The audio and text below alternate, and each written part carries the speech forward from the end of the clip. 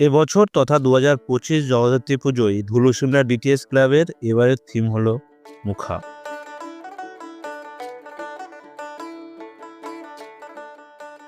মুখা হলো দিনাজপুরের এক আকর্ষণীয় মুখোশ শিল্পকলা। ওখানকার কৃষকরা যাতে চাষবাস ভালো হয় তাই বৈশাখ জ্যৈষ্ঠ মাসের দিকে চাষবাস শুরু করার আগে এক ধরনের পূজা করতেন, যা স্থানীয় ভাষায় গুমিরা পূজা নামে পরিচিত। এই পূজা চলাকালীন ওখানকার মানুষরা বিভিন্ন ধরনের মুখোশ পরে নৃত্য করেন, তাই অনেকে এটিকে মুখনাচও বলে। এই মুখোশগুলো সাধারণত কাঠ দিয়েই তৈরি হয়। সত্যি বলতে এই ধুলুসিমলায় প্রত্যেক বছরই খুব সুন্দর সুন্দর থিম হয়, এবছরও তার ব্যতিক্রম হয়নি।